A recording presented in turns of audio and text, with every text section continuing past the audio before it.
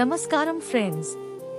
ఈ రోజు మనం బైబిల్లో ఉన్న ఒక గొప్ప విశ్వాసశీల రాణి ఎస్తేర్ గురించి తెలుసుకుందాం.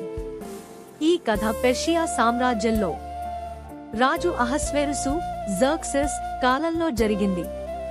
మొదటి రాణి వష్తి దౌర్జన్యం చూపడంతో అతడిని నుంచి తొలగించబడింది. అప్పుడే దేవుని యోచన ప్రకారం యూదురాలు అయిన ఎస్తేరు పెర్షియా రాణిగా మారింది. కాని రాజుకు ఆమె యూదురాలు అని తెలియదు. కథలోకి వస్తాడు దుష్టుడు హామాను.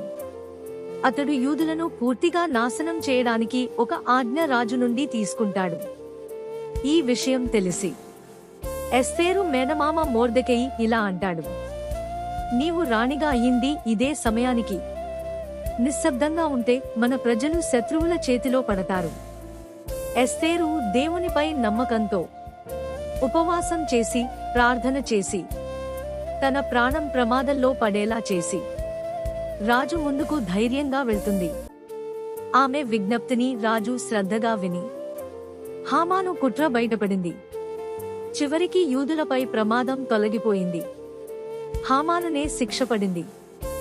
ఈ విజయాన్ని గుర్తుగా యూదులు ఈ రోజుకి పురీం పండుగ జరుపుకుంటారు. ఎస్తేరు గ్రంథం మనకు చెబుతున్నది, దేవుడు మన జీవితంలో ఇచ్చిన స్థానానికి దైవిక ఉద్దేశ్యం ఉంటుంది. ధైర్యమైన విశ్వాసం ప్రజలకు రక్షణ అవుతుంది.